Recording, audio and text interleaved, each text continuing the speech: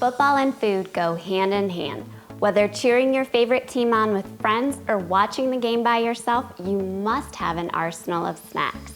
Hey mindful moms and dads, Kristen here. As someone who suffers from a chronic disease, I believe homemade is best, but it doesn't have to be complicated, even when putting on a huge spread for watching your favorite football games. We are huge football fanatics here at my house. From college football to NFL, this girl's there and she's bringing the snacks. This year looks a little bit different and I'm just preparing the snacks for my family, but that doesn't mean we need to sacrifice and skimp on any of our favorites. So let's put on our kitchen capes and make some game day grub. First up is pizza bread, and think of it like a savory, cheesy monkey bread. Absolutely delicious. The first thing you need to do is mix together 1 tablespoon of olive oil with a half a teaspoon of garlic powder. We're gonna use this to brush a bundt pan in a large mixing bowl. This infused olive oil is really going to flavor our pizza bread much better than plain old cooking spray does. Now I'm rolling out 2 pounds of pizza dough. I'm using my homemade pizza dough and I'll link to that recipe in the description, but you can certainly take a shortcut and use your favorite store-bought dough. You want it about a 9 by 13 rectangle and then use a pizza cutter to cut into 1-inch cubes. I'm gonna place these pizza cubes into my greased mixing bowl, and now for our pizza toppings. You can use whatever you like. I'm keeping it fairly simple today. I'm adding in 2 cups of shredded mozzarella cheese, 1/4 cup of grated Parmesan, 2 teaspoons Italian seasoning, 1/4 teaspoon of crushed red pepper flakes, 1 teaspoon of garlic powder, and a small pinch of salt. Gently toss that together to distribute all those toppings throughout the dough. You can certainly add in some crumbled sausage or some pepperoni or even some sauteed veggies would be delicious. My kids are eating this pizza bread today and you know how picky kids can be. They prefer it just plain cheese. Layer this into the greased bundt pan, breaking apart the dough if needed. I'm gonna use the remaining bit of olive oil mixture that I had and brush this over the top. I'm gonna cover this and let it rest while I preheat my oven to 350 degrees and I prepare not 1, but 2 delicious dips. The first dip is spinach artichoke dip and it's been lightened up, but it is still just as creamy and delicious as the classic. The first thing you wanna do is drain off 10 ounces of frozen spinach that's been defrosted.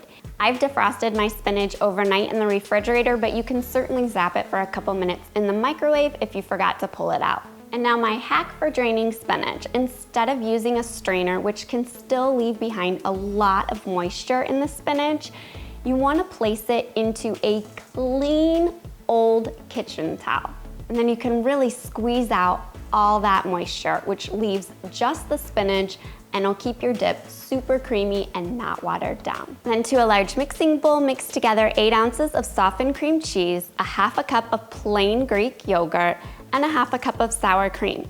You can use fat-free plain yogurt, but do not use fat-free cream cheese or fat-free sour cream, as they may separate in the dip when it bakes. Instead, you can use either full fat or reduced fat works just as well.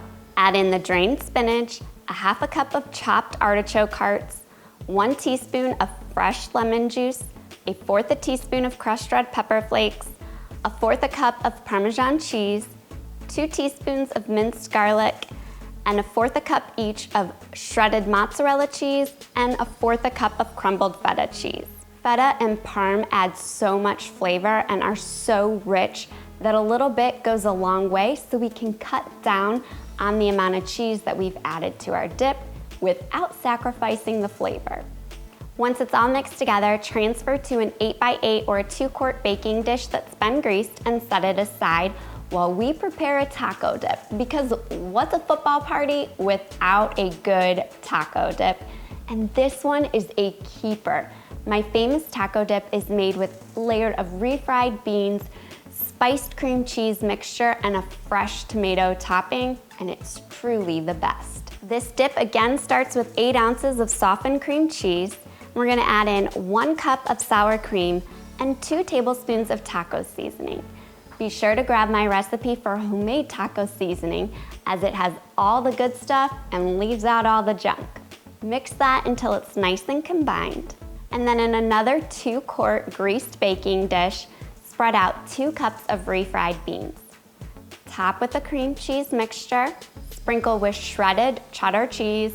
I'm using about 2 cups. You can use a little bit less or a little bit more to your liking. Now our oven's preheated, it's time to pop these dips into the oven. Let them get nice and bubbly. It'll take about 20 to 25 minutes. We're gonna pop our pizza bread in as well, and that'll take about 25 to 28 minutes to brown through completely.